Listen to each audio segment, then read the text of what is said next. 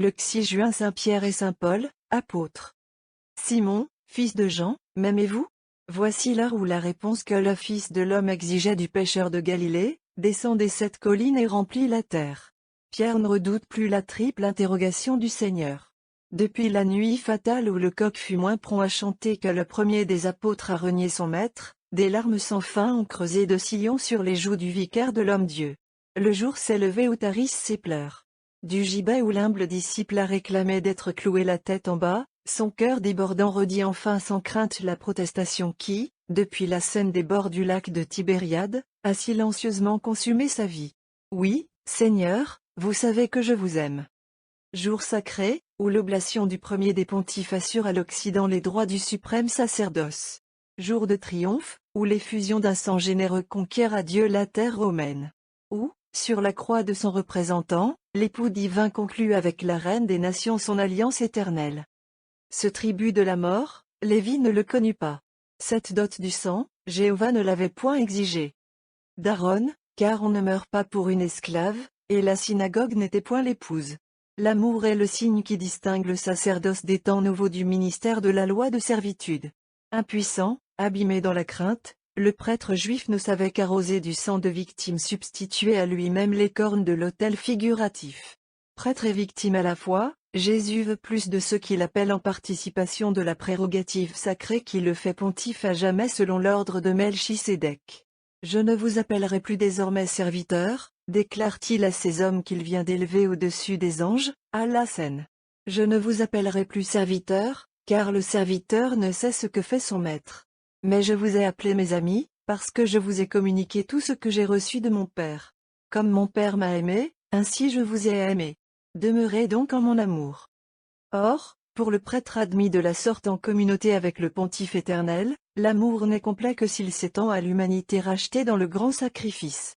Et, qu'on le remarque, il y a là pour lui plus que l'obligation, commune à tous les chrétiens, de s'entraimer comme membres d'un même chef, car, par son sacerdoce, il fait partie du chef, et, à ce titre, la charité doit prendre en lui quelque chose du caractère et des profondeurs de l'amour que ce chef divin porte à ses membres.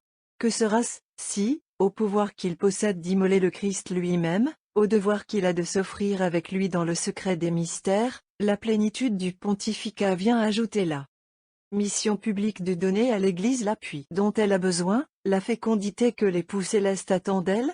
C'est alors que, selon la doctrine exprimée de toute antiquité par les papes, les conciles et les pères, l'Esprit Saint l'adapte à son rôle sublime en identifiant pleinement son amour à celui de l'époux dont il remplit les obligations, dont il exerce les droits. Mais alors aussi, d'après le même enseignement de la tradition universelle, se dresse devant lui le précepte de l'apôtre. Sur tous les trônes où siègent les évêques de l'Orient comme de l'Occident, les anges des églises se renvoient la parole, « Époux, aimez vos épouses, comme le Christ a aimé l'Église, et s'est livré pour elle afin de la sanctifier. » Telle apparaît la divine réalité de ces noces mystérieuses, qu'à tous les âges l'histoire sacrée flétrie du nom d'adultère l'abandon irrégulier de l'Église premièrement épousée. Telles sont les exigences d'une union si relevée, que celui-là seul peut y être appelé qui demeure établi déjà sur les sommets de la perfection la plus haute. Car l'évêque doit se tenir prêt à justifier sans cesse de ce degré suprême de charité, dont le Seigneur a dit, « Il n'y a point de plus grand amour que de donner sa vie pour ceux qu'on aime. » Là ne réside point seulement la différence du mercenaire et du vrai pasteur. Cette disposition du pontife à défendre jusqu'à la mort l'Église qui lui fut confiée, à laver dans son sang toute tache déparant la beauté de l'épouse, est la garantie du contrat qui l'unit à cette très noble élue du Fils de Dieu, le juste prix des joies très pures qui lui sont réservées. Je vous ai révélé ces choses, avait dit le Seigneur instituant le testament de la nouvelle alliance, afin que ma propre joie soit en vous, et que votre joie soit pleine. Si tels devaient être les privilèges et obligations des chefs des églises, combien plus du pasteur de tous. En confiant à Simon fils de Jean l'humanité régénérée, le premier soin de l'homme-Dieu avait été de s'assurer qu'il serait bien le vicaire de son amour. Qu'ayant reçu plus que les autres, il aimerait plus que tous. Qu'héritier de la dilection de Jésus pour les siens qui étaient dans le monde, il les aimerait comme lui jusqu'à la fin. C'est pourquoi l'établissement de Pierre au sommet de la hiérarchie sainte, concorde dans l'Évangile avec l'annonce de son martyre, pontife souverain, il devait suivre jusqu'à la croix l'hiérarque suprême. Les fêtes de ces deux chers à Antioche et à Rome, nous ont rappelé la souveraineté avec laquelle il préside au gouvernement du monde, l'infaillibilité de la doctrine qu'il distribue comme nourriture au troupeau tout entier.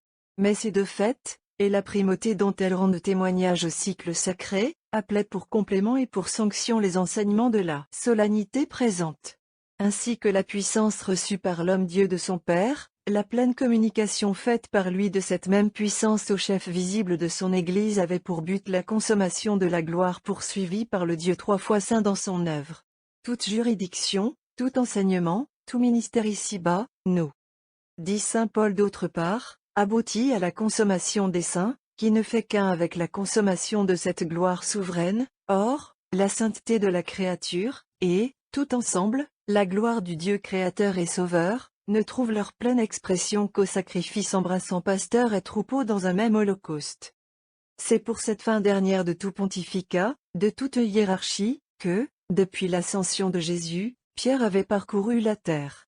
À Joppé, lorsqu'il était encore au début de ses courses d'apôtre, une faim mystérieuse s'était saisie de lui. « Lève-toi, Pierre, tu et mange », avait dit l'Esprit, et, dans le même temps, une vision symbolique présentait réunis à ses yeux les animaux de la terre et les oiseaux du ciel. C'était la gentilité qu'il devait joindre, sur la table du banquet divin, au reste d'Israël. Vicaire du Verbe, il partagerait sa faim immense. Sa parole, comme un glaive acéré, abattrait devant lui les nations, sa charité, comme un feu dévorant, s'assimilerait les peuples, réalisant son titre de chef. Un jour viendrait que, vraie tête du monde, il aurait fait de cette humanité, offert en proie à son avidité, le corps du Christ en sa propre personne. Alors, nouvel Isaac, ou plutôt vrai Christ, il verrait, lui aussi, s'élever devant lui la montagne où Dieu regarde, attendant l'oblation. Regardons, nous aussi. Car ce futur est devenu le présent, et, comme au grand vendredi, nous avons part au dénouement qui s'annonce. Par bienheureuse, toute de triomphe, ici du moins, le déicide ne mêle pas sa note lugubre à l'hommage du monde, et le parfum d'immolation qui déjà s'élève de la terre ne remplit les cieux que de suave allégresse. Divinisé par la vertu de l'adorable hostie du calvaire, on dirait, en effet, que la terre aujourd'hui se suffit à elle-même. Simple fils d'Adam par nature, et pourtant vrai pontife souverain, Pierre s'avance portant le monde. Son sacrifice va compléter celui de l'homme-dieu qu'il investit de sa grandeur, inséparable de son chef visible, l'Église aussi le revêt de sa gloire. Loin d'elle aujourd'hui les épouvantements de cette nuit en plein midi, où elle cacha ses pleurs, quand pour la première fois la croix fut dressée. Elle chante. Et son lyrisme inspiré célèbre la pourpre et l'or dont la divine lumière compose les rayons de ce jour qui donne aux coupables la grâce. Dirait-elle plus du sacrifice de Jésus lui-même? C'est qu'en effet, par la puissance de cette autre croix qui s'élève, Babylone aujourd'hui devient la cité sainte. Tandis que Sion reste maudite pour avoir une fois crucifié son Sauveur, Rome aura beau rejeter l'homme-dieu, verser son sang dans ses martyrs, nul crime de Rome ne prévaudra contre le grand fait qui se pose à cette heure. La croix de Pierre lui a transféré tous les droits de celle de Jésus, laissant aux Juifs la malédiction, c'est elle maintenant qui est Jérusalem. Telle étant donc la signification de ce jour, on ne s'étonnera pas que l'éternelle sagesse ait voulu la relever encore, en joignant l'immolation de Paul l'apôtre au sacrifice de Simon-Pierre. Plus que tout autre, Paul avait avancé par ses prédications l'édification du corps du Christ.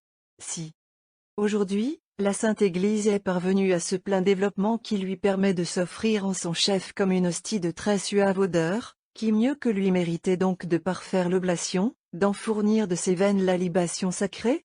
L'âge parfait de l'épouse étant arrivé, son œuvre à lui aussi est achevée.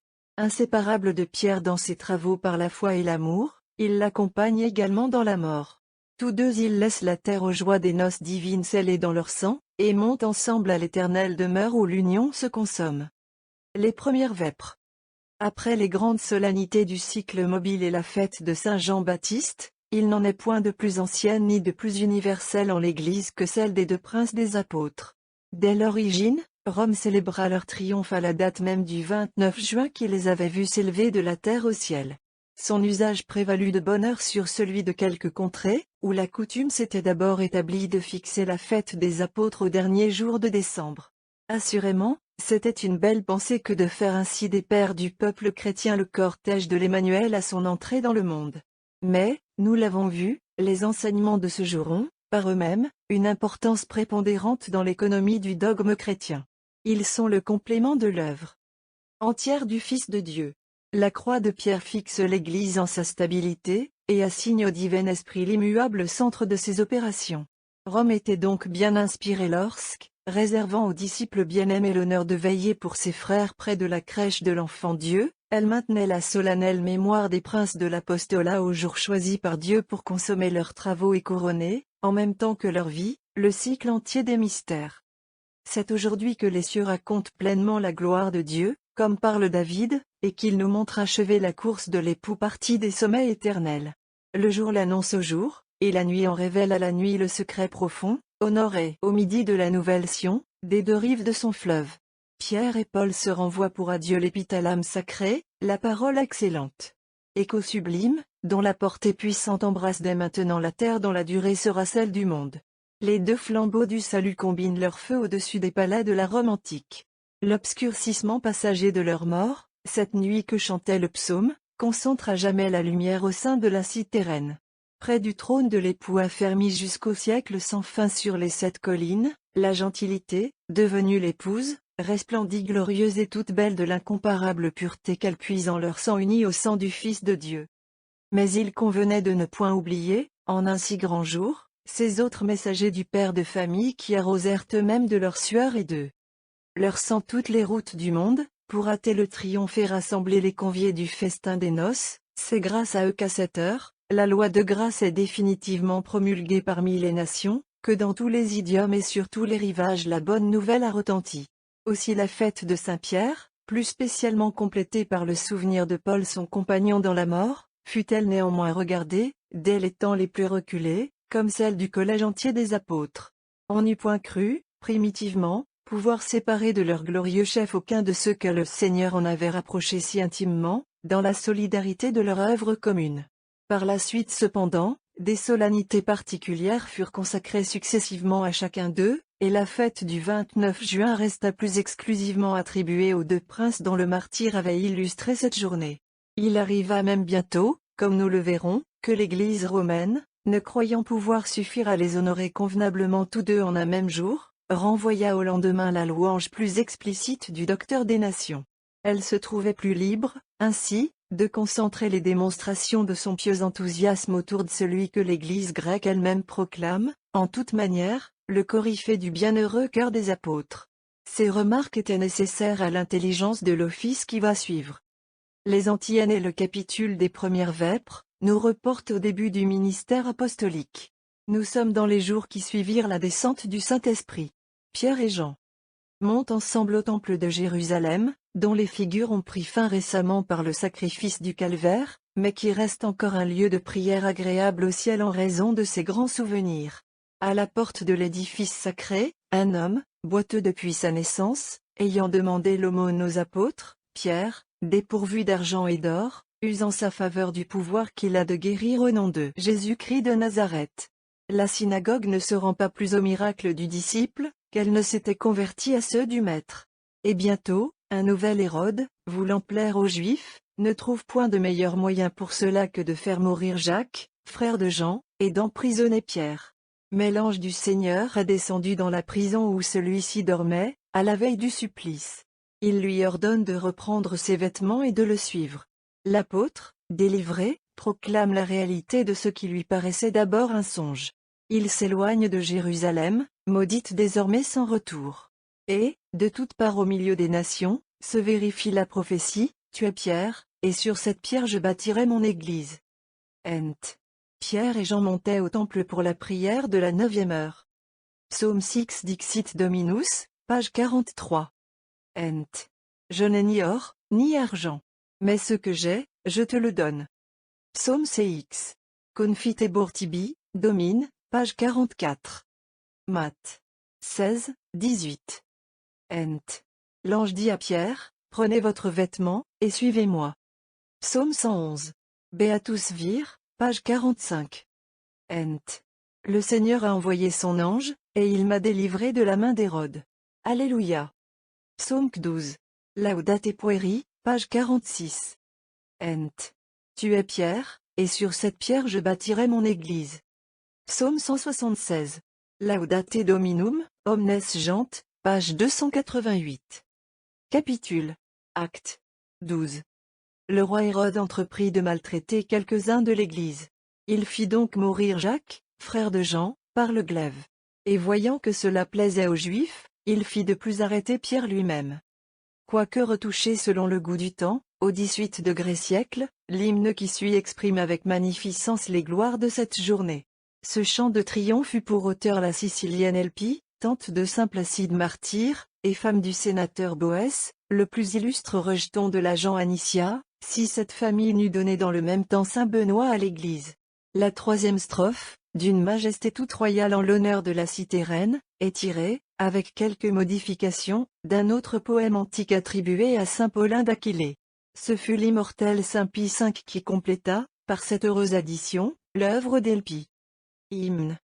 La lumière éternelle débordante de beauté, verse ses feux sur le jour d'or qui couronne les princes des apôtres, et ouvre aux pécheurs délivrés la route des cieux.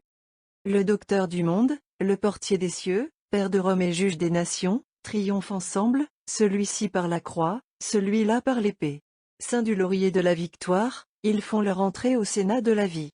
Ô Rome heureuse, que deux princes ont consacré dans leur sang, ainsi empourpré d'un suc glorieux, tu surpasses à toi seul les autres beautés de l'univers.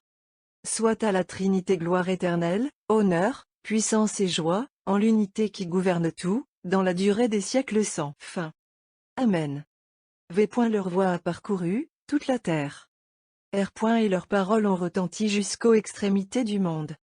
Antienne de Magnificat. Vous êtes le pasteur des brebis, le prince des apôtres. À vous ont été remises les clés du royaume des cieux. Le cantique Magnificat, page 51. Oraison. Ô Dieu qui avez consacré ce jour par le martyre de vos apôtres Pierre et Paul, donnez à votre Église de suivre en tout les instructions de ceux qui ont conduit ses premiers pas dans la foi. Par Jésus-Christ. Les fêtes de chaque apôtre, durant l'année, étaient de préceptes autrefois pour le peuple chrétien. Le Saint-Siège ayant dû permettre qu'il n'en fût plus ainsi dans un grand nombre d'églises, a voulu qu'au moins, par une sorte de compensation, ces églises fissent mémoire de tous les saints apôtres à la messe et aux offices principaux de la fête de Saint-Pierre. C'est, en quelque chose, un retour à l'ancien usage où la fête du chef était, comme nous l'avons dit, celle du collège apostolique entier. Mémoire de tous les saints apôtres. Ent. Ils vous livreront à leurs assemblées, et ils vous flagelleront dans leurs synagogues, et vous serez conduits devant les rois et les gouverneurs à cause de moi, en témoignage pour eux et les nations. V. Ils ont annoncé les œuvres de Dieu. R. Et compris ses ouvrages. Oraison. Ô Dieu qui, par vos bienheureux apôtres, nous avez donné d'arriver à la connaissance de votre nom. Accordez-nous tout ensemble, et de célébrer en progressant leur gloire sans fin, et de progresser en la célébrant. Par Jésus-Christ. Le soleil penche vers l'horizon. Bientôt l'Église va reprendre ses chants, et commencer la veille sacrée qui se poursuivra jusqu'au matin, dans toute la pompe et l'ampleur des plus augustes solennités. Par le cœur du moins, veillons avec elle. Cette nuit fut la dernière où le chef que lui donna l'époux, remplit, dans les cachots de Néron, son ministère de prière et de souffrance. Elle le quittera d'autant moins, et s'emploiera plus que jamais à relever ses grandeurs. Lorsque de nouveau l'astre du jour, paraissant à l'Orient, dardera ses feux sur les 7 collines où la reine des nations s'est assise, l'heure du sacrifice aura sonné pour le vicaire de l'homme-dieu. Préparons-nous à lui faire cortège, en repassant dans notre pensée les circonstances historiques de ce glorieux dénouement et les faits qui l'amenèrent. Depuis l'atroce persécution de l'année 64, Rome était devenue pour Pierre un séjour plein de périls, et il se souvenait que son maître, en l'établissant pasteur des agneaux et des brebis, lui avait dit « Tu me suivras ». L'apôtre attendait donc le jour où il mêlerait son sang à celui de tant de milliers de chrétiens dont il avait été l'initiateur et le père. Mais, avant de sortir de ce monde, Pierre devait avoir triomphé de Simon le magicien, son ignoble antagoniste. L'hérésiarque ne s'était pas contenté de séduire les âmes par ses doctrines perverses. Il eût voulu imiter Pierre dans les prodiges que celui-ci opérait. Il annonça un jour qu'il volerait dans les airs. Le bruit de cette nouveauté se répandit dans Rome, et le peuple se félicitait de contempler cette ascension merveilleuse. Si l'on s'en rapporte à Dion Chrysostome, Néron aurait retenu quelque temps à sa cour le personnage qui s'était engagé à cette tentative aérienne. Il voulut même honorer de sa présence un si rare spectacle. On dressa la loge impériale sur la voie sacrée, où la scène devait se passer. La déception fut cruelle pour l'imposteur. À peine cet Icare se fut-il lancé, dit Suétone, qu'il alla tomber près de la loge de Néron qui fut inondée de son sang. L'accord des plus graves écrivains de l'Antiquité chrétienne est unanime pour attribuer à la prière de Pierre l'humiliation infligée au jongleur samaritain au sein même de Rome, où il avait osé se poser comme rival du vicaire du Christ. Le déshonneur de l'hérésiarque, aussi bien que son sang, avait rejailli jusque sur l'empereur. La curiosité et la malveillance n'avaient qu'à s'unir, pour appeler sur la personne de Pierre une attention qui pouvait devenir funeste. Que l'on ajoute à cela le péril signalé par saint Paul, le péril des faux frères. L'effroissement inévitable dans une société aussi nombreuse que l'était déjà celle des chrétiens. La nécessité de mécontenter les âmes vulgaires, lorsqu'on ne doit consulter que les intérêts les plus élevés dans le choix toujours délicat des dépositaires d'une haute confiance, on s'expliquera alors ce que saint Clément, témoin du martyre des apôtres, atteste dans sa lettre aux Corinthiens, que les rivalités et les jalousies eurent grande part au dénouement tragique des suspicions que l'autorité avait fini par concevoir au sujet de ce juif. La piété filiale des chrétiens de Rome s'alarma, et ils supplièrent le vieillard de se soustraire au danger par une fuite momentanée. Bien qu'il eût préféré souffrir, dit saint Ambroise, Pierre s'acheminait sur la voie appienne. Il était arrivé près de la porte Capène, lorsque tout à coup se présente à lui le Christ entrant lui-même dans la ville. « Seigneur, où allez-vous » s'écrie l'apôtre. « À Rome, répond le Christ, pour y être de nouveau crucifié. » Le disciple comprit le maître.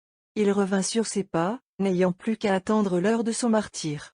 Cette scène toute évangélique exprimait la suite des desseins du Sauveur sur son disciple. Afin de fonder l'unité dans l'Église chrétienne, il avait étendu à ce disciple son nom prophétique de Pierre.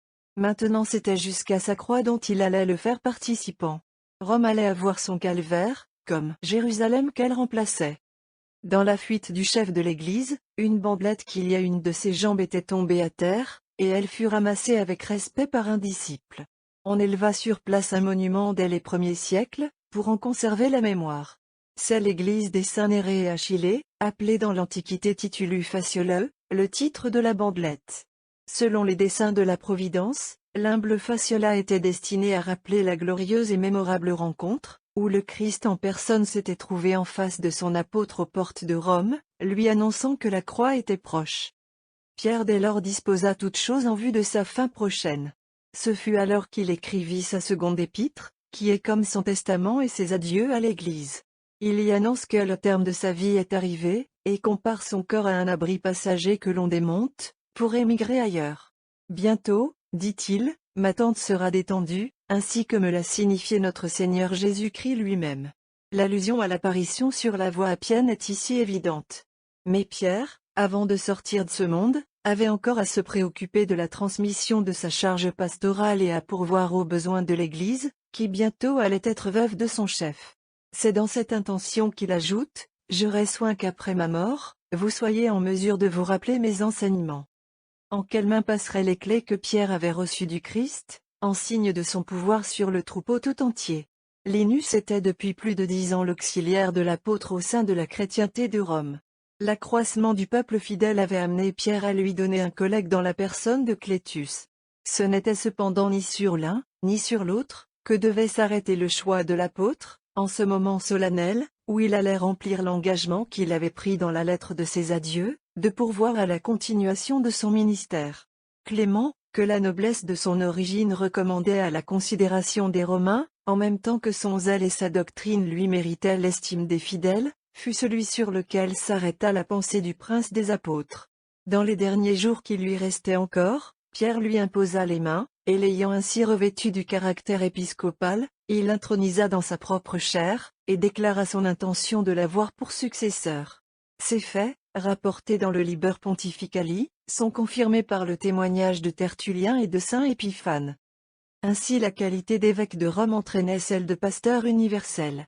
Et Pierre devait laisser l'héritage des clés divines à celui qui occuperait après lui le siège que lui-même occupait au moment de sa mort. Ainsi l'avait ordonné le Christ. Et l'inspiration céleste avait amené Pierre à choisir Rome pour sa dernière station, Rome préparée de longue main par la divine providence à l'Empire universel. De là advint qu'au moment où la suprématie de Pierre passa à l'un de ses disciples, aucun étonnement ne se manifesta dans l'Église. On savait que la primauté devait être un héritage local, et on n'ignorait pas que la localité dont Pierre avait fait choix depuis longues années déjà, était Rome elle-même. Après la mort de Pierre, il ne vint en pensée à aucun chrétien de chercher le centre de l'Église soit à Jérusalem, soit à Alexandrie, soit à Antioche, soit ailleurs. La chrétienté de Rome tenait compte à son chef du paternel dévouement dont il s'était montré prodigue envers elle. De là ces alarmes, auxquelles l'apôtre consentit un jour à céder. Les épîtres de Pierre, si affectueuses, rendent témoignage de la tendresse d'âme qu'il avait reçue à un si haut degré. Il y est constamment le pasteur dévoué aux brebis, craignant par-dessus tous les airs de domination. C'est le délégué qui sans cesse s'efface, pour ne laisser apercevoir que la grandeur et les droits de celui qu'il doit représenter. Cette ineffable modestie est encore accrue chez Pierre par le souvenir qu'il conserva toute sa vie, ainsi que le rapportent les anciens, de la faute qu'il avait commise et qu'il pleura jusque dans les derniers jours de sa vieillesse. Fidèle à cet amour supérieur dont son maître divin avait exigé de sa part une triple affirmation, avant de lui remettre le soin de son troupeau, il supporta, sans fléchir, les immenses labeurs de sa charge de pêcheur d'hommes. Une circonstance de sa vie, qui se rapporte à la dernière période, révèle d'une manière touchante le dévouement qu'il gardait à celui qui avait daigné l'appeler à sa suite, et pardonné à sa faiblesse. Clément d'Alexandrie nous a conservé le trait suivant. Avant d'être appelé à l'apostolat, Pierre avait vécu dans la vie conjugale. Dès lors sa femme ne fut plus pour lui qu'une sœur. Mais elle s'attacha à ses pas, et le suivit dans ses pérégrinations pour le servir. Elle se trouvait à Rome, lorsque sévissait la persécution de Néron, et l'honneur du martyre la vint chercher. Pierre la vit marcher au triomphe, et à ce moment sa sollicitude pour elle se traduisit dans cette seule exclamation « Oh! Souviens-toi du Seigneur !» Ces deux Galiléens avaient vu le Seigneur, ils l'avaient reçu dans leur maison, ils l'avaient fait asseoir à leur table. Depuis, le divin pasteur avait souffert la croix, il était ressuscité, il était monté aux cieux, laissant le soin de sa bergerie aux pêcheurs du lac de Génézareth. Qu'avait à faire à ce moment l'épouse de Pierre? Si ce n'est de repasser de tels souvenirs, et de s'élancer vers celui qu'elle avait connu sous les traits de l'humanité, et qui s'apprêtait à couronner sa vie obscure d'une gloire immortelle. Le moment d'entrer dans cette gloire était enfin arrivé pour Pierre lui-même. Lorsque tu seras devenu vieux, lui avait dit mystérieusement son maître, tu étendras les mains, un autre alors te ceindra, et te conduira là où tu ne veux pas. Pierre devait donc atteindre un âge avancé. Comme son maître, il étendrait les bras sur une croix. Il connaîtrait la captivité et le poids des chaînes dont une main étrangère le garrotterait. Il subirait violemment cette mort que la nature repousse, et boirait ce calice dont son maître lui-même avait demandé d'être délivré. Mais, comme son maître aussi, il se relèverait, fort du secours divin, et marcherait avec ardeur vers la croix. L'oracle allait s'accomplir à la lettre. Au jour marqué par les desseins de Dieu, la puissance païenne donna l'ordre de mettre la main sur l'apôtre. Les détails nous manquent quant aux procédures judiciaires qui suivirent son arrestation, mais la tradition de l'Église romaine est qu'il fut enfermé dans la prison Mamertine. On a donné ce nom au cachot que fit construire Ancu Marcius au pied du mont Capitolin, et qui fut ensuite complété par Servius Tullius, d'où lui est venu le nom de Carcetulianus. Deux escaliers extérieurs, appelés l'hégémonie, conduisaient à cet affreux réduit. Un cachot supérieur donnait entrée à celui qui devait recevoir le prisonnier, et ne le rendre que mort, à moins qu'on ne le destinât à un supplice public. Pour l'introduire dans ce terrible séjour, il fallait le descendre, à l'aide de cordes, par une ouverture pratiquée dans la voûte, et qui servait aussi à le remonter, quel que fût son sort. La voûte étant assez élevée et les ténèbres complètes dans le cachot, la garde d'un prisonnier, chargé d'ailleurs de lourdes chaînes, était facile. Ce fut le 29 juin de l'année 67, que Pierre fut tiré de son cachot pour être conduit à la mort. Selon la loi romaine, il subit d'abord la flagellation, qui était le prélude du supplice des condamnés à la peine capitale. Une escorte de soldats conduisit l'apôtre au lieu de son martyre, en dehors des murs de la ville, comme le voulait aussi la loi romaine. Pierre, marchant au supplice, était suivi d'un grand nombre de fidèles que l'affection enchaînait à ses pas, et qui bravaient ainsi tous les périls. Au-delà du Tibre, en face du champ de Mars, s'étendait une vaste plaine à laquelle conduisait le pont appelé Triomphal. Ce pont mettait en communication avec la ville les deux voies Triomphale et Cornelia, qui toutes deux se dirigeaient vers le nord. À partir du fleuve, la plaine était bornée à gauche par le Janicule, au fond par les monts Vatican, dont la chaîne se continuait à droite en amphithéâtre. Près de la rive du Tibre, le terrain était occupé par d'immenses jardins, ceux-là même dont Néron avait fait, 3 années auparavant, dans ces mêmes jours, le principal théâtre de l'immolation des chrétiens. À l'ouest de la plaine Vaticane, et au-delà des jardins de Néron, était un cirque de vaste étendue, que l'on désigne ordinairement sous le nom de ce prince, bien qu'il ait dû sa première origine à Caligula, qui fit apporter d'Égypte l'obélisque destiné à marquer le point central du monument. En dehors du cirque, vers son extrémité, s'élevait un temple d'Apollon, divinité protectrice des jeux publics. À l'autre extrémité commençait la déclivité des monts Vatican, et vers le milieu, en face de l'obélisque, était planté un térébinthe connu du peuple. L'emplacement désigné pour le supplice de Pierre était près de ce térébinthe. C'était là également que sa tombe était préparée. Nul endroit de Rome ne convenait mieux à une fin si auguste. De tout temps quelque chose de mystérieux avait plané sur le Vatican. Les Romains y considéraient avec respect un vieux chêne, que d'antiques traditions disaient antérieur à la fondation de Rome. On parlait d'oracles qui s'étaient fait entendre en ces lieux. Et quel emplacement convenait mieux pour son repos à ce vieillard qui était venu conquérir Rome, qu'un hypogée sous ce sol vénéré, ouvrant sur la voie triomphale et s'étendant jusqu'à la voie Cornelia, unissant ainsi les souvenirs de Rome victorieuse et le nom des Cornélii devenu inséparable de celui de Pierre. La prise de possession de ces lieux par le vicaire de l'homme-dieu avait une souveraine grandeur. L'apôtre était arrivé près de l'instrument de son supplice. Ce fut alors qu'il pria les bourreaux de l'y établir la tête en bas, et non à la manière ordinaire, afin, dit-il, que l'on ne vît pas le serviteur dans la même attitude qui avait convenu au maître. La demande fut accordée, et la tradition chrétienne tout entière rend témoignage de ce fait qui atteste, à la suite de tant d'autres, la profonde modestie d'un si grand apôtre. Pierre, les bras étendus sur le bois du sacrifice, pria pour la ville et pour le monde, tandis que son sang s'épanchait sur le sol romain dont il achevait la conquête. À ce moment, Rome était devenue pour jamais la nouvelle Jérusalem. Après que l'apôtre eut parcouru en entier le cycle de ses souffrances, il expira. Mais il devait revivre dans chacun de ses successeurs jusqu'à la fin des siècles. À tierce. L'hymne et les 3 psaumes dont se compose l'office de tierce, se trouvent ci-dessus, page 26. Ent. Je n'ai ni or, ni argent. Mais ce que j'ai, je te le donne. Le capitule comme aux premières vêpres, page 397. R.Br. Dans toute la terre est parvenue leur voix. Dans toute.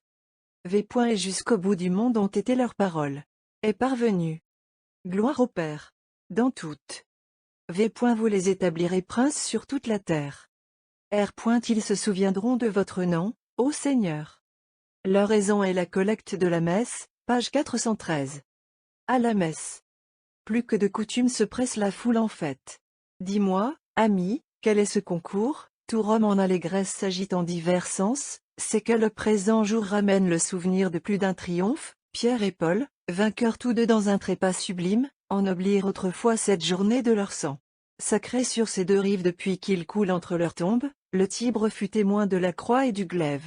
Double trophée, double richesse, réclamant le culte de la cité reine. Double solennité dans un jour unique.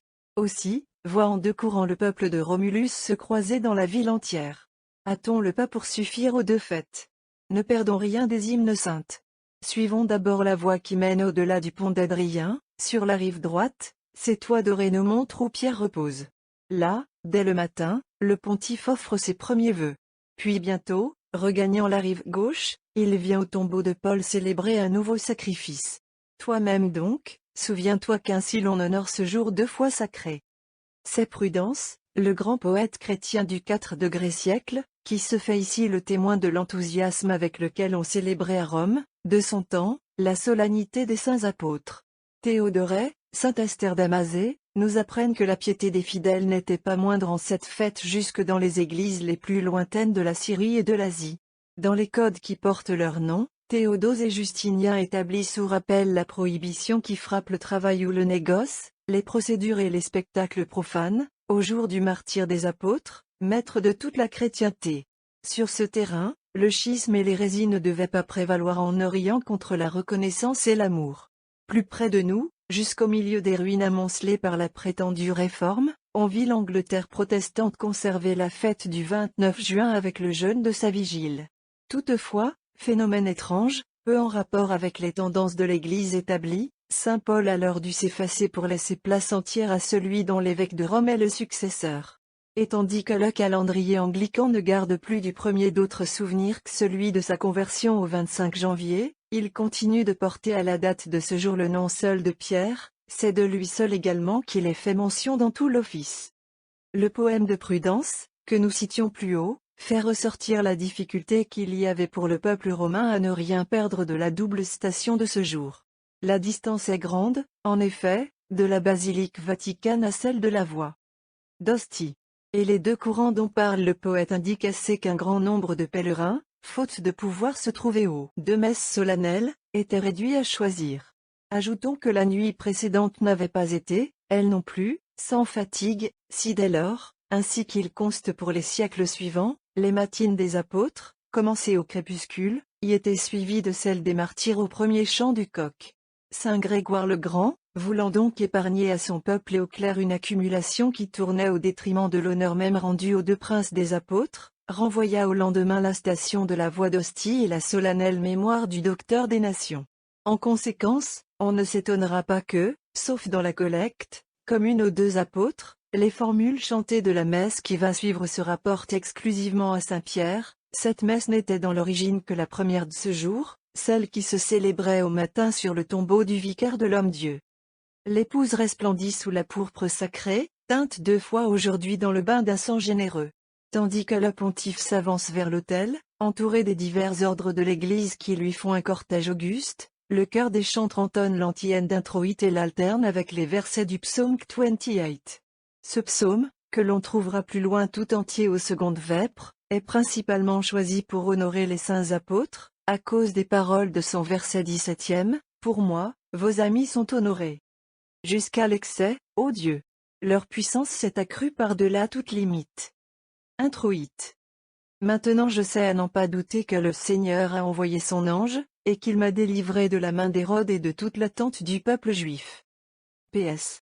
Seigneur, vous m'avez éprouvé et vous m'avez connu. Vous avez connu mon repos et mon réveil.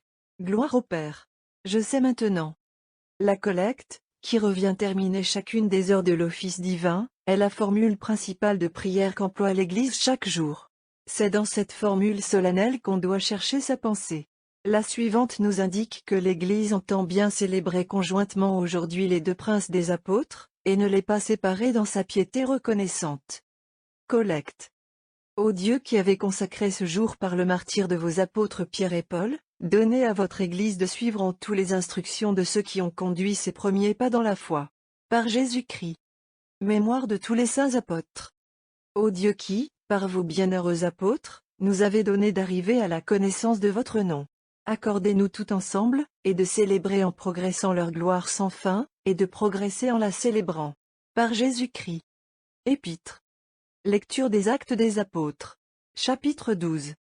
En ces jours-là, le roi Hérode entreprit de maltraiter quelques-uns de l'Église. Il fit donc mourir Jacques, frère de Jean, par le glaive. Et voyant que cela plaisait aux Juifs, il fit de plus arrêter Pierre lui-même. L'ayant donc saisi, il le mit en prison sous la garde de 4 bandes de 4 soldats, dans le dessein de l'exécuter en présence du peuple après la Pâque. Tandis que Pierre était ainsi gardé en prison, la prière de l'Église montait sans interruption vers Dieu pour lui. La veille du jour où Hérode devait le faire conduire au supplice, dans la nuit même, Pierre dormait entre 2 soldats, liés de 2 chaînes.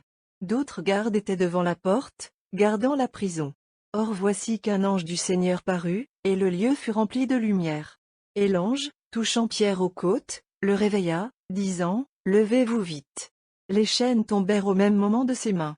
L'ange lui dit, « Saignez-vous, et prenez vos chaussures. » Ainsi fit-il, et l'ange ajouta, « Mettez votre vêtement, et suivez-moi. » Pierre sortit, et il suivait l'ange sans savoir si toute cette scène était réelle, mais croyant plutôt que c'était un songe. Ils passèrent ainsi un premier et un second corps de garde, et arrivèrent à la porte de fer qui conduit à la ville. Elle s'ouvrit d'elle-même devant eux. L'ayant passé, ils parcoururent une rue, au bout de laquelle l'ange le quitta subitement. Pierre, revenant à soi, dit alors, Je sais maintenant en toute vérité que le Seigneur a envoyé son ange, et qu'il m'a délivré de la main d'Hérode et de toute l'attente du peuple juif. Il est difficile de revenir avec plus d'insistance que ne le fait la liturgie de ce jour, sur l'épisode de la captivité de Saint-Pierre à Jérusalem. Plusieurs antiennes et tous les capitules de l'office en sont tirés. L'introïte le chantait tout à l'heure. Et voici que l'épître nous donne en son entier le récit qui intéresse si particulièrement aujourd'hui, semble-t-il, l'Église de Dieu. Le secret d'une telle préférence est aisé à découvrir. Cette fête est celle où la mort de Pierre confirme la reine des nations dans ses augustes prérogatives de souveraine, de mère et d'épouse. Mais quel fut le point de départ de ces grandeurs, sinon le moment solennel entre tous où le vicaire de l'homme-dieu, secouant sur Jérusalem la poussière de ses pieds, tourna vers l'Occident son visage, et transféra dans Rome les droits de la synagogue répudiée. Or c'est à sa sortie de la prison d'Hérode, qu'eut lieu ce grand fait. Et sortant de la ville, il s'en alla, disent les actes, en un autre lieu. Cet autre lieu, d'après le témoignage de l'histoire et de toute la tradition, c'était la ville appelée à devenir la Nouvelle Sion. C'était Rome, où, quelques semaines après, abordait Simon-Pierre.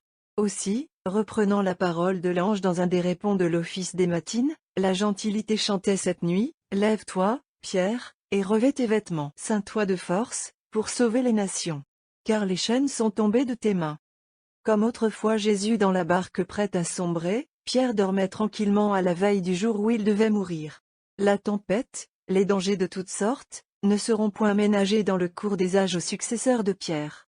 Mais on ne verra plus, sur le vaisseau de l'Église, l'effarement qui s'était emparé des compagnons du Seigneur dans l'esquif que soulevait l'ouragan. La foi manquait alors aux disciples, et c'était son absence qui causait leur terreur. Mais depuis la descente de l'Esprit divin, cette foi précieuse, d'où découlent tous les dons, est inadmissible dans l'Église. Elle donne au chef le calme du Maître. Elle entretient au cœur du peuple fidèle la prière ininterrompue, dont l'humble confiance triomphe silencieusement du monde, des éléments et de Dieu lui-même. S'il arrive que la barque de Pierre côtoie des abîmes, le pilote sembla-t-il endormi, l'Église n'imitera pas les disciples sous la tourmente du lac de Génézareth. Elle ne se fera point juge du temps et des moyens de la providence, ni ne se croira permis de reprendre tumultuairement celui qui doit veiller pour tous. Se souvenant que, pour dénouer sans bruit, les situations les plus extrêmes, elle possède un moyen meilleur et plus sûr, n'ignorant point que, si l'intercession ne fait pas défaut, l'ange du Seigneur viendra lui-même au temps voulu réveiller Pierre et briser ses chaînes. Oh!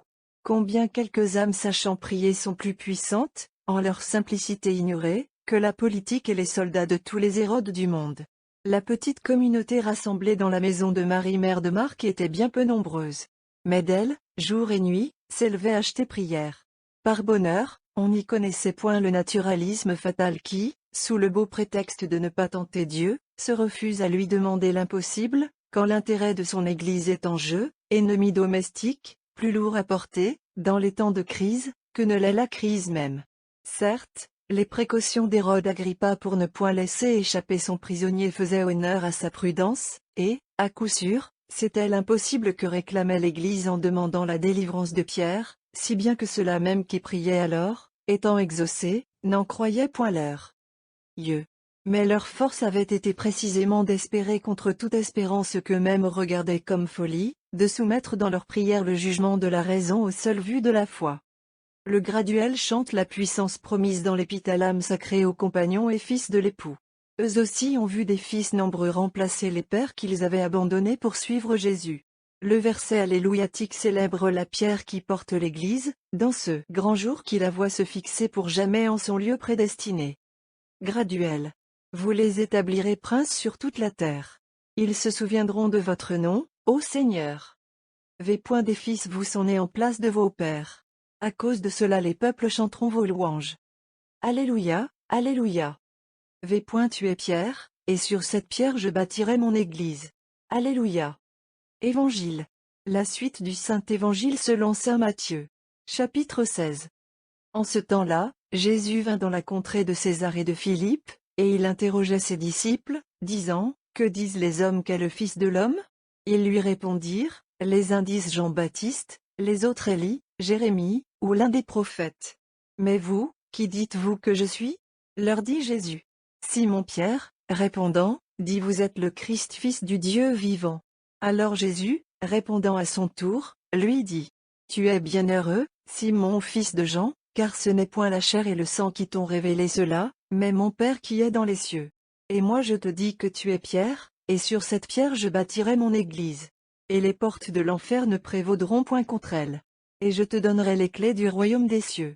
Et tout ce que tu liras sur la terre sera lié aussi dans le ciel, et tout ce que tu délieras sur la terre sera délié aussi dans le ciel. Rome, dans l'Épître, a célébré le jour où l'obstination de Judas, repoussant le vicaire de l'homme-dieu, valut à la gentilité les honneurs d'épouse. Voici maintenant que sa reconnaissante allégresse la porte à rappeler l'instant heureux où, pour la première fois, l'époux fut salué de son titre divin par cette humanité à lui fiancée dès le sein du Père. Vous êtes le Christ, Fils du Dieu vivant. Parole fortunée, attente des siècles, et que Jean-Baptiste avait préparée. Mais le précurseur lui-même devait quitter la terre, avant qu'elle ne vînt éveiller les échos d'un monde longtemps assoupi. Son rôle à lui était de mettre en présence le Verbe et l'Église. Après quoi, comme il fit, devait-il aussitôt disparaître, laissant l'épouse à la spontanéité de ses effusions. Mais la première excellence du bien-aimé que relève l'épouse au sacré cantique, n'est-elle pas l'or très pur de la divinité dont sa tête est ornée? Ainsi fait-elle dans les chants de César et de Philippe. Et son organe est Simon fils de Jean, qui, pour avoir en cette sorte traduit son cœur, reste à jamais la bouche de l'Église. Amour et foi, faisant de concert explosion, constituent Pierre en ce moment la suprême et très antique sommité des théologiens, comme l'appelle saint Denis dans son livre des noms divins. Le premier, en effet, dans l'ordre du temps comme pour la plénitude du dogme, il résout le problème dont la formule sans solution avait été le suprême effort de la théologie des siècles prophétiques. Parole de celui qui assemble les peuples, disait alors le sage, parole du Fils de celui qui répand les vérités. Vision qu'a rapporté l'homme avec qui Dieu demeure. Fortifié par Dieu habitant avec lui, voici ce qu'il trouve à dire, j'ignore la vraie sagesse. Qui est monté au ciel et en est descendu, pour savoir appeler par son nom celui qui a fait la terre. Et le nom de son Fils? Qui le connaît pour le dire? Et après si solennel exorde amenant la question mystérieuse, le sage, sans poursuivre plus outre, concluait dans une réserve confiante et craintive. Toute parole du Seigneur est de flamme, soyez forts de votre espérance en lui. Mais gardez-vous d'ajouter rien à ces oracles, de peur que vous ne donniez prise à réprimande et ne soyez trouvé menteur. Quoi donc, ô Pierre, êtes-vous plus sage que Salomon? Et ce que l'Esprit Saint déclarait au-dessus de toute science, serait-il le secret d'un pauvre pécheur? Il est ainsi. Nul ne connaît le Fils que le Père. Mais le Père même a révélé à Simon le mystère de son Fils, et la parole qui en fait foi n'est point sujette à réprimande. Car elle n'est pas une addition mensongère au dogme divin, oracle des cieux passant par une bouche humaine, elle élève son heureux interprète au-dessus de la chair et du sang.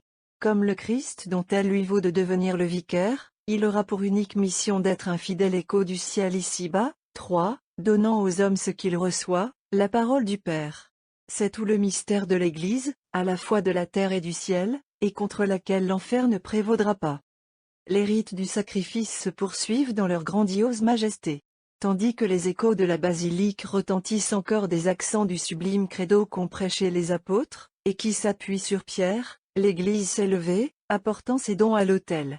À la vue de ce long défilé des peuples et de leurs rois qui se succèdent durant les siècles, rendant redevance et hommage en ce jour aux pécheurs crucifiés, le cœur reprend sous une mélodie nouvelle le verset du psaume qui, au graduel, a déjà exalté la suréminence de cette principauté créée par le Christ en faveur des messagers de son amour. Offertoire. Vous les établirez princes sur toute la terre. Ils se souviendront de votre nom, ô Seigneur, dans toute la suite des générations. Les dons de la terre n'ont rien, par eux-mêmes, qui puisse les faire agréer du ciel. Aussi l'Église, dans la secrète, implore l'intervention de la prière apostolique pour rendre acceptable son offrande. C'est cette prière des apôtres qui, aujourd'hui encore, et toujours, est notre sûr refuge et le remède de nos misères.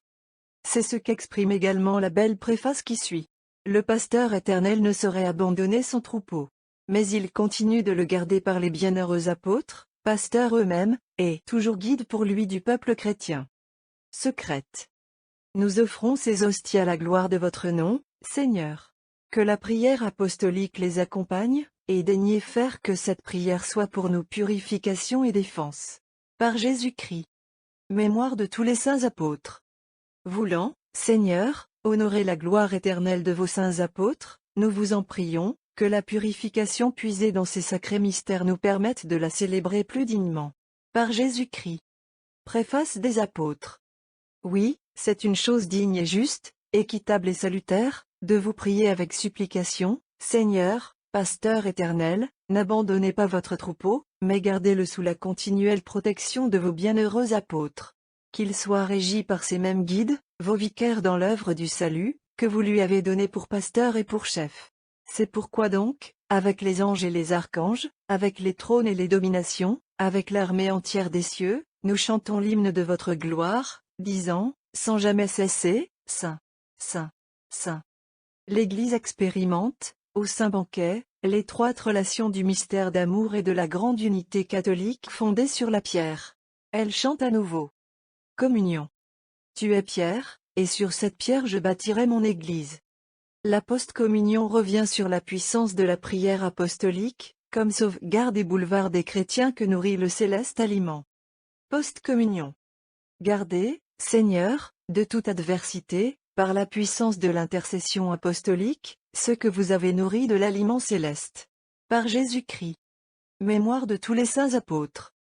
En possession des mystères, nous vous demandons humblement, Seigneur, que, par l'intercession de vos bienheureux apôtres, les hommages rendus par nous à leurs glorieux martyrs procurent le remède de nos maux. Par Jésus-Christ. À Sexte. L'hymne et les 3 psaumes dont se compose l'office de Sexte, se trouvent ci-dessus, page 32. Ent. Et l'ange dit à Pierre, prenez votre vêtement, et suivez-moi. Capitule. Acte 12. Tandis que Pierre était gardé dans la prison, la prière de l'Église montait sans interruption vers Dieu pour lui. R.Br. Vous les établirez princes sur toute la terre. Vous les établirez. V. Ils se souviendront de votre nom, ô Seigneur. Sur toutes. Gloire au Père. Vous les établirez. V. Vos amis sont honorés jusqu'à l'excès, ô Dieu. R. Leur puissance s'est accrue par-delà toute limite. L'oraison et la collecte de la messe, page 413. Anon. L'hymne et les psaumes, ci-dessus, page 37. Ent. Tu es pierre et sur cette pierre je bâtirai mon Église. Capitule. Acte 12. Pierre, revenant à soi, dit, je sais maintenant en toute vérité que le Seigneur a envoyé son ange, et qu'il m'a délivré de la main d'Hérode et de toute l'attente du peuple juif. R.Br. Ils sont honorés jusqu'à l'excès vos amis, ô Dieu. Ils sont. V. Leur puissance s'est accrue par-delà toute limite. Vos amis. Gloire au Père. Ils sont. V. Ils ont annoncé les œuvres de Dieu. R. Et compris ses ouvrages. L'oraison, page 413. Les secondes vêpres. La plus grande des journées de la vie l'Éternel avance dans son cours. Le solennel office des vêpres réunit les fidèles près de la tombe où repose, après le labeur du sacrifice qu'il vient d'accomplir, le vicaire de l'homme-dieu. Cependant ce n'est plus de labeur, ce n'est plus de prison ni de chaîne, qu'il est question dans les champs de la Sainte Église. L'œuvre est achevée, Pierre a fini sa vie militante, et des 1000 phases qu'elle a traversées, du grand combat qu'il a terminé, il ne reste plus que l'éternel triomphe. Aussi la liturgie sacrée ne reviendra pas, comme hier et ce matin, sur les faits de l'histoire de Simon fils de Jean, épisode glorieux, mais qui n'étaient que les préliminaires de la victoire finale remportée en ce jour. La louange du soir va célébrer les résultats acquis, dans leur imposante et immuable grandeur. Les 5 psaumes qui suivent, accompagnés de leurs antiennes, sont devenus par extension ceux des secondes vêpres de tous les apôtres. Mais ils s'appliquent d'abord à Pierre et à Paul, son illustre compagnon.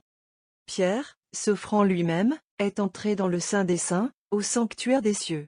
Parvenu dans son sang au-delà du voile, il s'entend confirmer pour jamais le sacerdoce suprême qui a fait de lui, aujourd'hui, la reproduction très parfaite de Jésus le souverain prêtre. L'Église de la terre et celle du ciel chantent à la fois à son honneur. Ent. Le Seigneur l'a juré, et sa parole est sans repentir, vous êtes à jamais pontife. Psaume 6 Dixit Dominus, page 43. À l'entrée de ce pontife nouveau, plus grand qu'Aaron qui tient de si près au Christ leur chef, les célestes hiérarchies ont ouvert leur rang, saluant sa principauté, qui n'a rien à envier à la leur. Ent. qu'il soit placé par le Seigneur avec les princes de son peuple. Psaume 12. Laudate pueri, page 46. Mieux qu'au sortir de la prison d'Hérode, Pierre peut maintenant s'écrier à Dieu, « Vous avez brisé mes liens. » Et, tout aussitôt, commençant, dans l'union à Jésus, sa fonction de pontife éternel, il ajoute, « Je vous sacrifierai l'hostie de ma louange. » Ent. Vous avez brisé mes liens, Seigneur. Je vous offrirai un sacrifice de louange. Psaume CXV. J'ai cru, c'est pourquoi j'ai parlé, malgré l'excès d'humiliation où j'étais réduit. J'ai dit dans mon trouble, il n'est point d'homme qui ne soit trompeur. Que rendrai-je au Seigneur pour tous les biens qu'il a répandus sur moi? Je prendrai le calice du salut, et j'invoquerai le nom du Seigneur. En présence de son peuple, j'acquitterai mes vœux au Seigneur, aux yeux du Seigneur, la mort de ses saints est précieuse. Ô Seigneur, je suis votre serviteur. Oui, je le suis, et le fils de votre servante. Vous avez brisé mes liens. Je vous offrirai un sacrifice de louange, et j'invoquerai le nom du Seigneur. J'acquitterai mes vœux au Seigneur, en présence de tout son peuple, dans les parvis de la maison du Seigneur, au milieu de toi, ô Jérusalem. Ent. Vous avez brisé mes liens, Seigneur. Je vous offrirai un sacrifice de louange.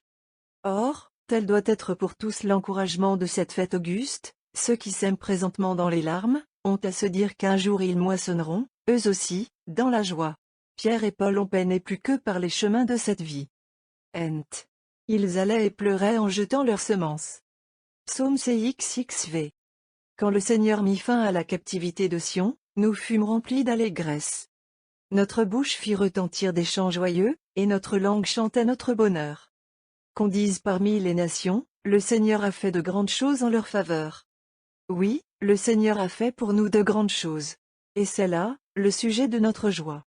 Faites disparaître, Seigneur, notre captivité, comme le vent du midi dessèche le torrent.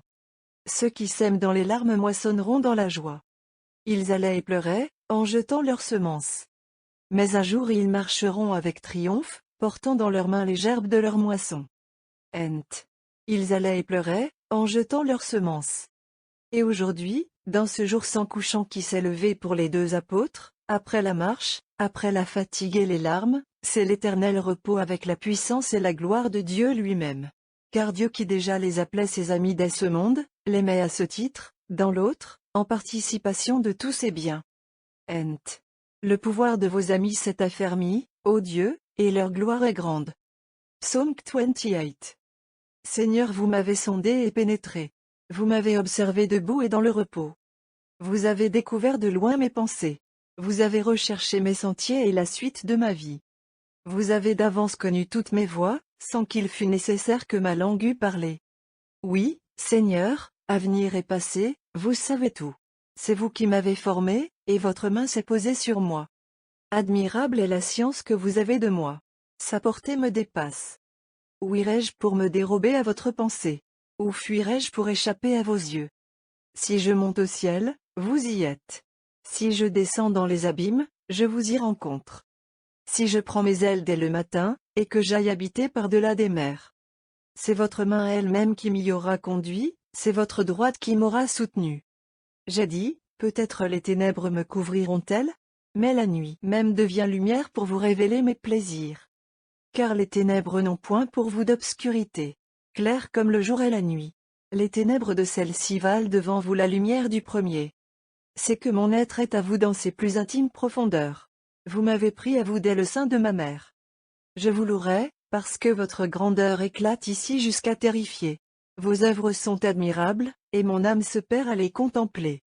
Aucun de mes os qui vous soit caché, à vous qui l'avez façonné dans le secret, qui connaissiez ma substance, lorsque ces éléments étaient encore mêlés à la terre. Informe encore, vos vœux m'ont vu. Ainsi tous les hommes sont-ils inscrits au livre de votre connaissance. Leurs jours se déroulent, aucun n'y est omis. Mais, ô Dieu, combien vos amis m'apparaissent honorés. Combien s'accroît leur puissance. Si j'entreprends de les compter, les voici plus nombreux que les grains de sable. Je me lève donc, et veux être avec vous. Exterminez les pécheurs, ô Dieu. Hommes de sang, éloignez-vous de moi. Vous qui dites en vous-même à Satan, prince du monde. C'est en vain qu'ils s'empareront de vos villes. Seigneur, N'ai-je pas haï ceux qui vous haïssent? N'ai-je pas séché de douleur à la pensée de vos ennemis? Je les hais d'une haine parfaite, je vois en eux mes propres ennemis. Éprouvez-moi, mon Dieu, et sondez mon cœur. Interrogez-moi, et connaissez mes sentiers. Et voyez si la voie de l'iniquité est la mienne, et dirigez-moi dans celle de l'éternité. Ent. Le pouvoir de vos amis s'est affermi, ô Dieu, et leur gloire est grande. Le capitule et l'hymne sont les mêmes qu'aux premières vêpres, page 397. L'Église relève ensuite, dans le verset, la divine science que les apôtres ont reçue et communiquée à la terre. V. Ils ont annoncé les œuvres de Dieu. R. Et compris ses ouvrages. L'antienne qui suit, est digne de couronner les chants consacrés par la Reine des Nations à honorer ces deux princes. La mélodie dont elle est accompagnée, s'adapte noblement au résumé triomphal des événements qui rendent ce jour à jamais illustre pour la terre et les cieux. Antienne de Magnificat. Aujourd'hui Simon-Pierre est monté au gibet de la croix, Alléluia. Aujourd'hui, dans la joie, le porte-clés du royaume est passé au Christ. Aujourd'hui Paul l'apôtre, lumière du monde, inclinant sa tête, a été pour le nom du Christ couronné du martyr, Alléluia. Oraison. Ô Dieu qui avez consacré ce jour par le martyre de vos apôtres Pierre et Paul, donnez à votre Église de suivre en tout les instructions de ceux qui ont conduit ses premiers pas dans la foi. Par Jésus-Christ. Mémoire de tous les saints apôtres. Ent. Soyez forts dans la guerre, et combattez avec l'ancien serpent. Et vous recevrez le royaume éternel. Alléluia. V. Leur voix a parcouru toute la terre. R. Et leurs paroles ont retenti jusqu'aux extrémités du monde. Leur raison comme aux premières vêpres, page 400. Comme pendant à la glorieuse antienne qui vient d'accompagner le chant du Magnificat, nous placerons ici la suivante, d'une composition si suave, et qui était aimée de nos pères autrefois comme elle méritait de l'être. Antienne. Comme l'on conduisait Pierre l'apôtre à la croix, rempli d'une grande joie, il dit: Je ne suis pas digne d'être sur la croix comme mon Seigneur, qui lui fut conçu du Saint-Esprit, tandis que moi j'ai été formé par lui du limon de la terre, ainsi ma croix à moi doit montrer ma tête en la terre. On tourna donc la croix. On cloua ses pieds en haut et ses mains en bas. Pendant que Pierre était en croix, vint une grande multitude maudissant César, et ce fut une grande lamentation devant la croix. Pierre, de la croix, exhortait tout ce peuple, et il disait: Ne pleurez pas, mais réjouissez-vous avec moi, parce que je m'en vais aujourd'hui vous préparer une place. Et ayant dit cela, il ajouta: Bon pasteur, je vous rends grâce de ce que les brebis que vous m'avez confiées s'unissent de cœur à mes souffrances, faites donc, je vous en prie, qu'elles participent comme moi à votre grâce dans l'éternité. Il convient de mettre, en son entier, sous les yeux du lecteur le poème dont la strophe au Félix Roma fut tirée. D'autres strophes de cet hymne, la 4e et la 5e, sont également employées dans les fêtes des deux chairs de Saint-Pierre et dans celles de Saint-Pierre Aslien. Hymne. D'un pôle à l'autre, l'heureuse fête des apôtres répand la joie, fait sentir sa puissance. Pierre le bienheureux, Paul le très saint, consacrés par le Christ en l'effusion des saints augustes, furent choisis par lui comme princes des églises.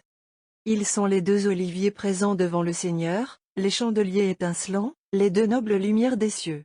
Ils brisent la forte chaîne du péché, ils ouvrent aux fidèles les portes de l'empyrée. Ils ont le pouvoir de fermer d'un mot l'entrée du céleste séjour, d'ouvrir les resplendissantes demeures situées au loin par-delà les étoiles. Leurs langues sont devenues les clés du ciel. Ils repoussent les génies malfaisants par-delà les confins du monde. Par l'ordre de Jésus-Christ, le bienheureux Pierre rompt merveilleusement les liens les plus durs. Il garde le bercail, il enseigne l'Église, il paie le troupeau, il conserve toutes choses, il contient la rage funeste des loups. Tout ce qu'il lie sur la terre est lié fortement dans les cieux. Et ce que par sa libre volonté il délie sur la terre, est délié plus haut que les astres. À la fin des siècles, il jugera le monde. Avec lui marche de pair Paul, le docteur des nations, le vase d'élection, temple très saint, compagnon du premier en la mort, partageant sa couronne. Tous deux flambeaux et gloire de l'Église, ils dardent leur feu sur l'univers en possession par eux de la pure lumière. Ô Rome heureuse, que de si grands princes ont empourpré de leur sang précieux, tu l'emportes sur toute beauté d'ici-bas, non par ton propre mérite, mais par celui des saints qu'a immolé ta sanglante épée. Vous donc maintenant, glorieux martyrs, Pierre bienheureux, Paul lit du monde, guerriers qui triomphez en la céleste cour, par vos prières puissantes gardez-nous de tout maux, transportez-nous par-delà les cieux. Gloire au Père dans les siècles sans fin. À vous, ô Fils, empire et beauté, honneur et puissance, ainsi qu'au Saint-Esprit, à la Trinité félicité commune dans l'infinie série des siècles. Amen. Nous reviendrons, dans les jours qui vont suivre, aux formules d'hommage que l'Occident a consacrées à ces deux princes. Mais il convient de prêter aussi l'oreille, à cette heure, aux accents qui parviennent jusqu'à nous des églises orientales. Recueillons pieusement ces échos de la foi primitive, qu'une heureuse inconséquence n'a point étouffé dans les bouches même qu'empoisonne le schisme. Voici d'abord l'église syrienne, tout enivrée du vin généreux dont les deux grappes foulées aujourd'hui sous le pressoir de Néron ont abreuvé la terre entière. Elle unit ses louanges au parfum qui s'élève des deux encensoirs d'or. Elle chante les deux témoins de l'époux, auquel la Sunamite a dû devoir finir son abandon. 1. Puis, s'attachant à relever les mérites particuliers de chacun d'eux, elle exalte Pierre. Passim. Fondement de l'Église, chef de ses frères, Pierre qui paie brebis et agneaux, et enseigne à tous l'Alléluia divin. Écoutons cet hymne de l'office de la nuit, et pénétrons-nous de la prière touchante qui la termine, en dépit de l'impie Eutyché, auteur premier de la division qui tient séparée de l'Église mère des peuples si bien fait pour en être la gloire. Noctis Cantus. Le Christ a pêché Simon le pêcheur. Depuis lors, en guise de poisson, Simon pêche les hommes, les amenant à la vie. Il a jeté son filet sur Rome même, et l'a retiré plein. Il a lié la lionne ainsi qu'une brebis, l'amenant à l'église. Et elle aussitôt, prenant les idoles en horreur, tourna le dos à ses ouvrages de main d'homme et adora la croix du Sauveur. Béni, ô vous qui fîtes choix des apôtres et glorifiez leur nom. Combien douce fut la parole de Jésus à Simon fait prince de ses frères, lorsqu'il lui disait, le créant pontife. Je t'établis sur ma maison et te confie mon trésor céleste, en tes mains sont les clés du ciel et de l'abîme. Si tu lis, je lirai moi aussi. Quand tu déliras, je le ferai avec toi. Prie pour les pécheurs, tu seras exaucé. Si tu m'aimes, Simon fils de Jean, paie mes brebis. Restaure par la foi ce qu'a brisé l'erreur, guéris les malades par la vertu du remède des cieux, avec la croix chasse les loups et rassemble les agneaux aux bercailles de la vie. Alors les célestes phalanges crieront dans les hauteurs, béni soit celui qui a magnifié son Église. Devant celui qui vous a choisi présentez-vous, ô apôtres. Suppliez-le que schisme et querelle cessent enfin dans l'Église et parmi des frères, car les sophistes, hélas, nous assiègent, obscurcissant la foi de leurs arguties. Seigneur, l'Église dans laquelle votre parole a été annoncée, qu'elle soit le creuset éprouvant tout discours comme la fournaise éprouve l'or. Et que vos prêtres chantent ici-bas, dans la pureté de la foi, béni soit celui qui a magnifié son Église. L'Église d'Arménie fait à son tour entendre sa voix. Parmi les chants sublimes de son charagan, ou recueil d'hymnes, elle entonne celui-ci au jour qu'elle a choisi pour célébrer les princes des apôtres. Pétrie et Polycanon. Établie sur la pierre ferme de la foi, l'Église de Dieu se réjouit en ce jour de la solennité des apôtres qui l'ont ornée de joyaux sans prix à la gloire du Verbe fait chair. L'un d'eux, dans la lumière du Père qui est aux cieux, a proclamé l'ineffable nature du Fils unique, et, bienheureux par la divine grâce, il a mérité de devenir la pierre contre laquelle les portes de l'enfer ne prévaudront pas. L'autre, quoique mortel encore, a dépassé dans leur vol immatériel les légions angéliques, ayant été jugé digne que l'éternelle sagesse le ravise jusqu'au tabernacle des cieux. Seigneur, qui, au-dessus des autres apôtres choisis par vous, avez désigné le bienheureux Pierre comme chef de la foi et fondement de l'Église. Qui, par un appel d'en haut, avait élevé à l'apostolat le vase d'élection pour que, par la révélation du mystère caché du Christ, il appela lui-même les nations au salut. Qui, par ces deux élus, lumière du monde, avait affermi votre Église, par leur prière, ô Christ, ayez pitié de nous. Le défaut d'espace ne nous permet point de prolonger la citation davantage. Nous ne saurions pourtant finir, sans extraire également quelques perles de la mer sans rivage où se complaît comme toujours la liturgie grecque. Il doit nous plaire aussi de constater comment, malgré plus d'un essai d'altération frauduleuse des textes de sa liturgie, Byzance condamne elle-même son propre schisme en ce jour. Pierre n'y cesse point d'être proclamé par elle le roc et le fondement de la foi, la base souveraine, le prince et premier prince des apôtres, le gouverneur et le chef de l'Église, le porte-clés de la grâce et du royaume des cieux. Mensis Juni Daixi. In festivitat sanctorum, illustrium et maxim memorabilium apostolorum asse maiorum corifiorum Petri et Poli. Vous avez donné les saints apôtres à votre Église comme son orgueil et sa joie, ô Dieu ami des hommes. Point d'exclamation. Pierre et Paul, flambeaux spirituels, soleil des âmes, resplendissent en elles magnifiquement. L'univers brille de leurs rayons.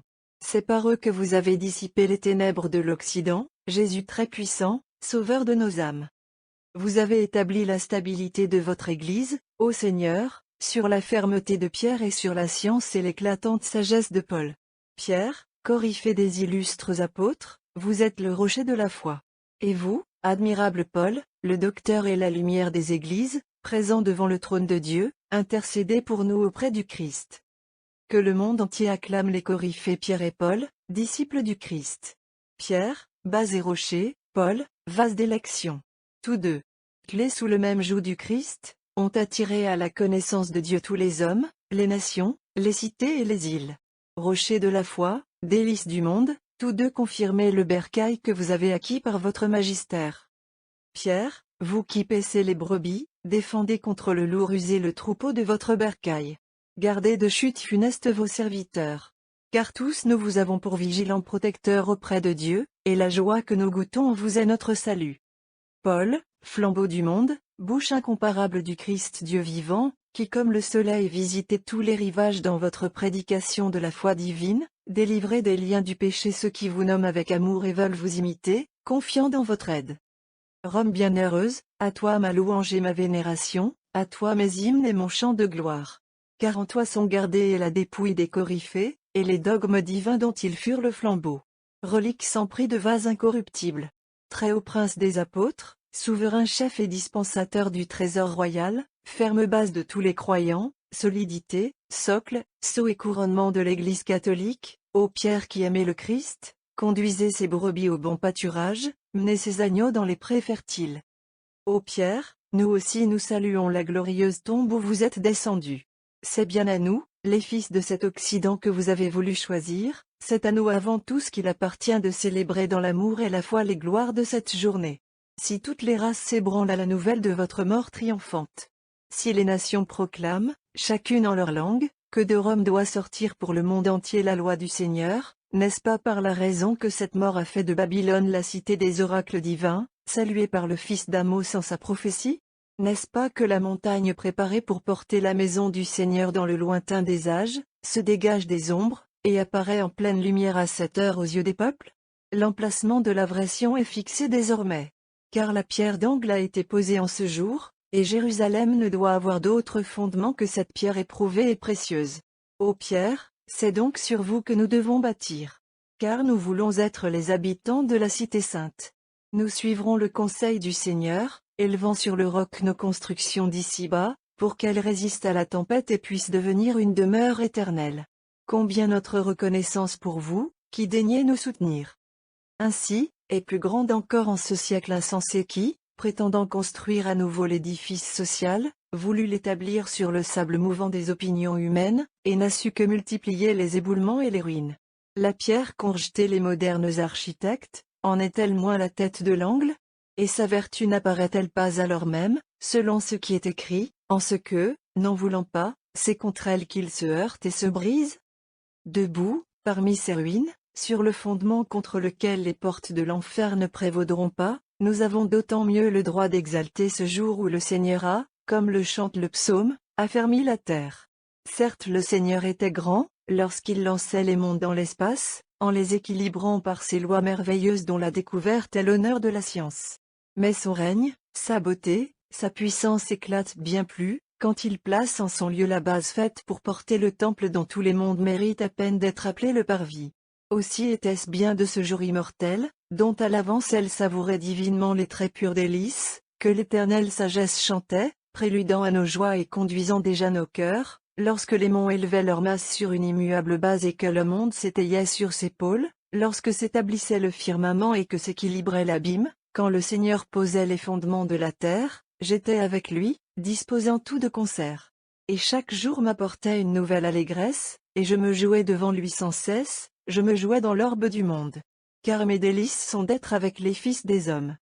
Maintenant donc que l'éternelle sagesse élève sur vous, ô Pierre, la maison de ces délices mystérieuses, où pourrions-nous elle-même la trouver ailleurs, nous enivrer à son calice, Avancez dans l'amour? De par Jésus remonté dans les cieux, n'est-ce pas vous qui avez désormais les paroles de la vie éternelle? En vous se poursuit le mystère du Dieu fait chair habitant avec nous. Notre religion, notre amour de l'Emmanuel sont incomplets dès lors, s'ils n'atteignent jusqu'à vous. Et vous-même ayant rejoint le Fils de l'homme à la droite du Père, le culte que nous vous rendons pour vos divines prérogatives, s'étend au pontife votre successeur, en qui vous continuez de vivre par elle, culte réel, allant au Christ en son vicaire, et qui, partant, ne saurait s'accommoder de la distinction trop subtile entre le siège de Pierre et celui qui l'occupe. Dans le pontife romain, vous êtes toujours, ô Pierre, l'unique pasteur et le soutien du monde. Si le Seigneur a dit, « Personne ne vient au Père que par moi », nous savons que personne n'arrive que par vous au Seigneur. Comment les droits du Fils de Dieu, le pasteur et l'évêque de nos âmes, auraient-ils à souffrir en ces hommages de la terre reconnaissante? Nous ne pouvons célébrer vos grandeurs, sans qu'aussitôt attirant nos pensées à celui dont vous êtes comme le signe sensible, comme un auguste sacrement, vous ne nous disiez, ainsi qu'à nos pères, par l'inscription de votre antique statue, contemplez le Dieu Verbe, la pierre divinement taillée dans l'or, sur laquelle étant établi, je ne suis pas ébranlé.